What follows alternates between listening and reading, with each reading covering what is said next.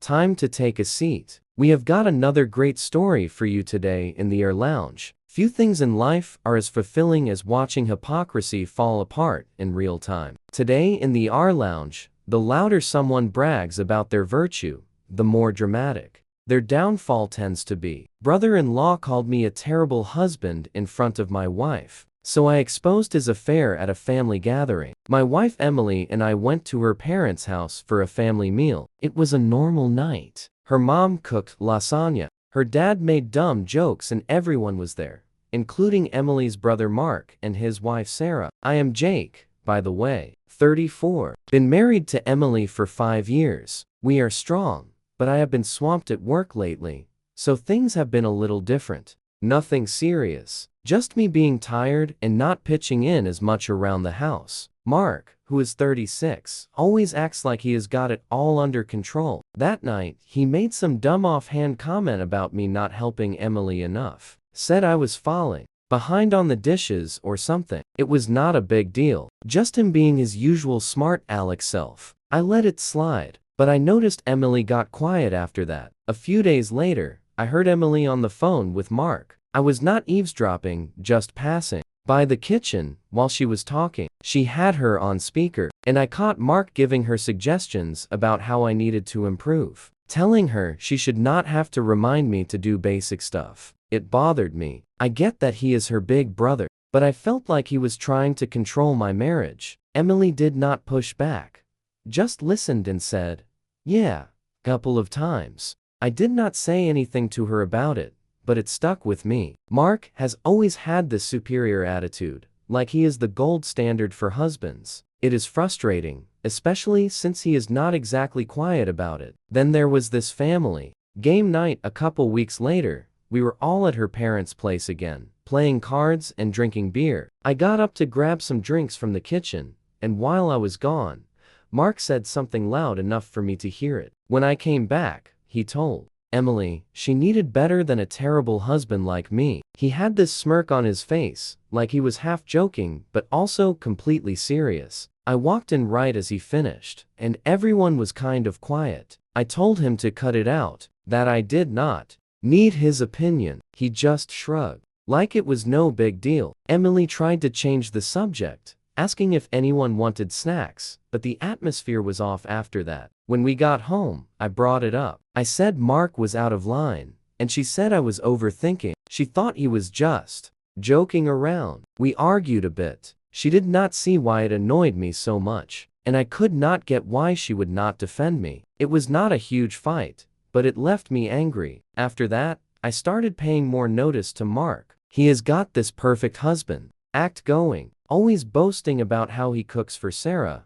how he has got everything handled. Sarah is nice, 35, kind of shy, does not say much. I never thought much about their marriage, until this thing happened with her device. She got a new one and asked me to help set it up. She is clueless with tech. I was over at their place moving stuff from Mark's old phone to hers, because he had been using it while his was in the repair shop. While I was working with it, a text popped up from some random number. It said, "Missed you last night, babe. Same time next week." I paused for a second. Sarah was in the other room and Mark was not home. I did not say anything, just took a quick screenshot with my phone and kept going like nothing happened. Handed the phone back to Sarah and acted casual. She did not see it, and I did not tell her. That text stayed in my thoughts. I could not shake it. Mark is out here calling me a bad husband, but he has got some affair going. I had to know more. Later that night,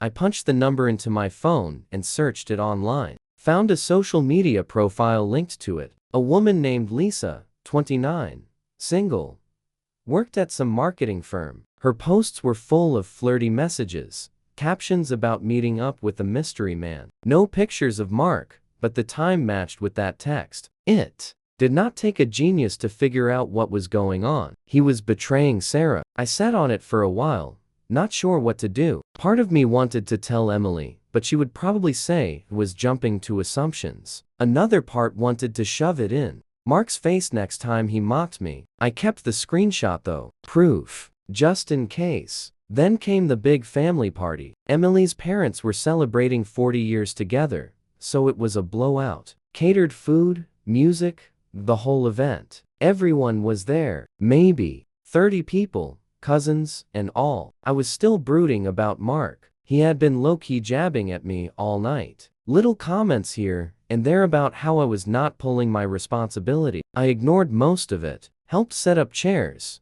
tried to keep it cool. But then he caught me alone by the grill while I was flipping burgers. He leaned in and said Emily had been talking about me to him, that I was not good enough for her. He had this smug look, like he was doing me a favor by pointing it out. That was it. I had had enough. The party was winding down, and they were doing toasts. Emily's dad said something heartfelt about marriage, and everyone clapped. I saw my chance. I grabbed the mic from the little karaoke setup they had going and stepped up. I said, Mark's been really critical about me being a bad husband, but maybe he should explain why he's been sneaking around with Lisa behind Sarah's back. I held up my phone with a screenshot, zoomed in so people could see the text. The whole yard went dead quiet. Sarah's face just dropped like she'd been shocked. Mark turned red and started yelling that it wasn't true, that I was making it up. I didn't back down, just that I had the proof right here. Sarah got up and walked off toward the house without a reaction. Emily grabbed my arm and told me to stop,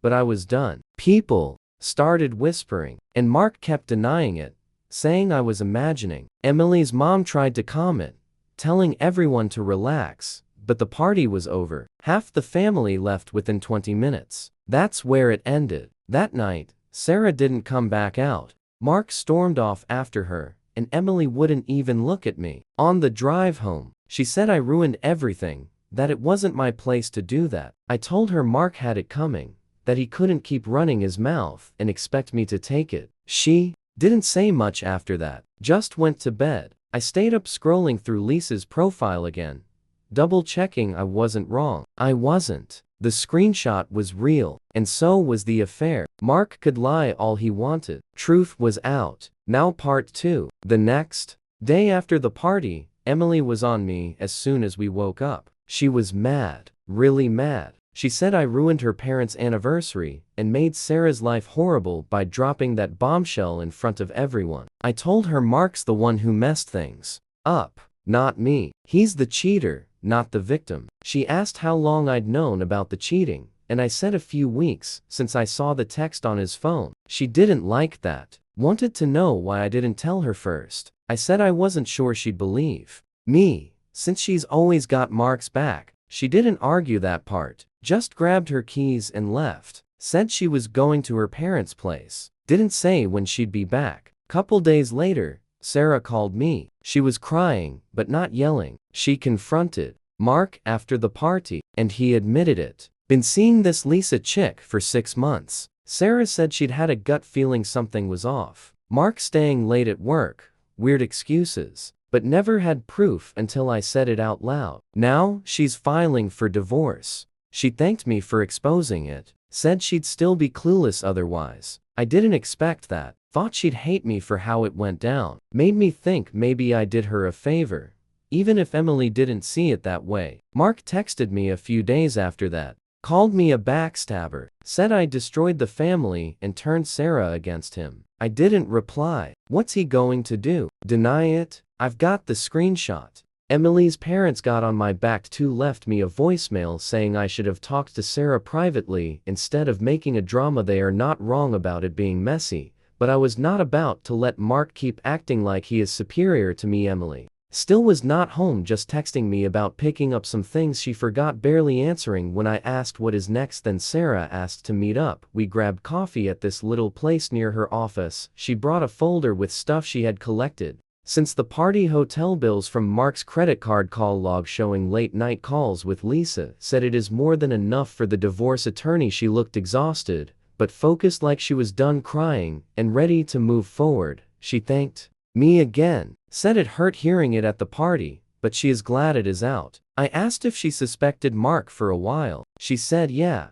but he always had an excuse and she did not want to cause issues. Guess he is good at playing the victim. Emily came home a few days later. She did not say much, just grabbed a blanket and slept in the guest bedroom. I tried talking to her that night, Asked why she is so angry when Mark is the one who screwed up. She said, "It is not about him. It is about me." Embarrassing. Everyone. I told her I was sick of his lies. Him calling me a bad husband every chance he got. She said he is just caring, that he has always looked out for her. That is when it hit me. While she let him run his mouth, she has been depending on him. Since we got married, he is the big brother who is supposed to have all the solutions. I said it is our marriage, not his, and she should not be confiding in him. She did not argue, just said she needed time. Here is the deal with Emily and Mark. She is 32, and he is 36, and growing up, he was the one she went to for help. Their dad is quiet, but not big on advice, and their mom is more about keeping the calm than solving problems. Mark stepped up when Emily was a kid,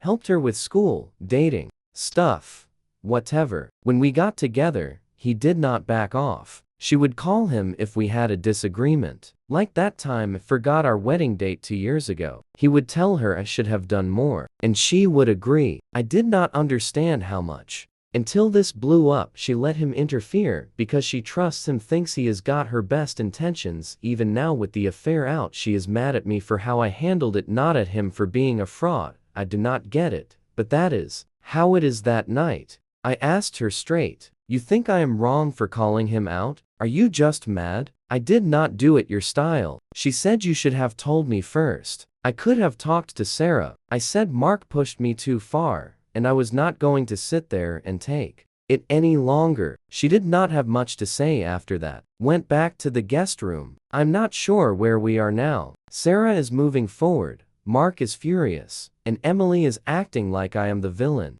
guy. But I would do it again. He had it deserved. Part 3. Emily and I started going to couples therapy after she came back home. We went a few times trying to understand things. She was still sleeping in the guest room, and I was still angry about how she kept supporting Mark. The counselor asked why she let him interfere in our marriage so much. She said he is her brother, that he has always been there for her, and she did not see it as a big deal. I said it is a problem when he is insulting me to her face, and she does not stop it. The counselor pushed us to talk about faith, her not backing me up, me going off at the gathering. We tried, but it did not work. We are getting divorced now. Not going to get into it. Just saying it is happening. Sarah's divorce from Mark is moving forward. She has moved out of their place and into her parents' home while it all gets handled. She texted me an update. Mark has been begging her to take him back, calling her repeatedly,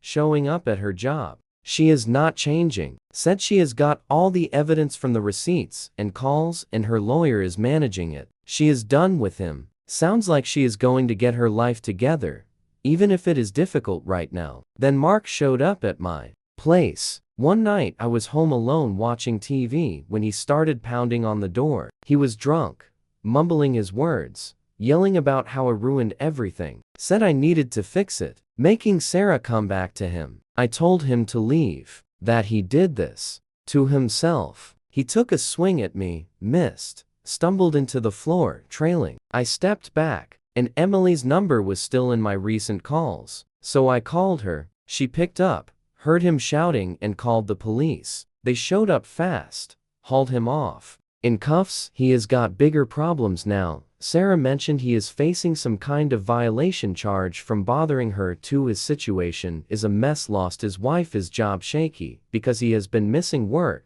and he is staying at somebody's place. Last I heard, falling apart fast. Emily's parents reached out. After that, we met up at a family thing. Smaller this time. No Mark. They pulled me aside while everyone was eating. Said they reacted too much about the incident, that they understand why. I called him out. They are glad Sarah knows the reality, even if it was loud and rough. Said they are worried about Mark, but done making reasons for him. I nodded, did not say much. It is not my battle anymore. They are still relatives to me, sort of. But things are changed now with the separation. Am going well these days. Moved into a new place, a condo downtown closer to my office. It is small, but it is mine. Work has been stable. Got a raise a while back. More money, less pressure. Been hitting the fitness center too. Dropped some pounds I did not need. Started hanging out with old buddies again. Guys I lost touch with when I was caught up in the family issues. We grabbed beers, watched matches, keep it chill, even went on a couple outings. Recently, nothing serious, just exploring the waters. Life's going great. Honestly, I am not tied down to Mark's mess or Emily's ignorance for him anymore. Last I heard from Emily, she is staying with her parents too. She texted me about some documents and I asked how she has been managing. She said fine. You? I said I am okay. And that was it. No hard feelings, just done. Mark's out of the scene for her too. She mentioned he is not allowed around much after the drunk incident. I do not know if she is still upset at me for the party, but I do not mind. I said what I said, and that is finished. Sarah's doing well. Every time I check in, she is back at work full-time. Got a new place lined up. Said she is keeping the house in the divorce. Mark cannot challenge it with all the proof. She even laughed about it last time we talked. Said she is turning his old workspace into a yoga studio. Mark's still falling. Heard he got into some pub fight. Owes money he cannot repay. Nobody is helping him out. His perfect husband act is long gone, and he has got nothing to prove for it. I hosted a gathering at my place the other night. Just me and a couple friends. No family, no issues. Cooked some steaks, opened a few beers. We talked about usual stuff. Work, sports, plans. For a fishing tour, it hit me how simple it felt. No Mark watching. No stress with Emily. I am in a good position now. He called me a bad partner, but I am the one standing strong while he is breaking apart. That is how it ended. Honestly, I do not blame you, Op. He spent all that time judging your marriage while hiding a major betrayal of his own. The double standard is real. That being said, I get why Emily is frustrated. While you were right to call him out, the timing made it more chaotic than it needed to be, which is probably why Emily feels like you spoiled the night. But you did not cause the problem. You just revealed it. Sarah deserved to know the facts. And where you go from here with Emily really depends on whether she can accept why you did what you did. What do you think? Did Op do the correct thing? Thank you for joining us today in the R Zone. Be sure to like and subscribe and hit that alert bell so you do not miss out on our next upload. Until next time, and please put your seat back where you found it.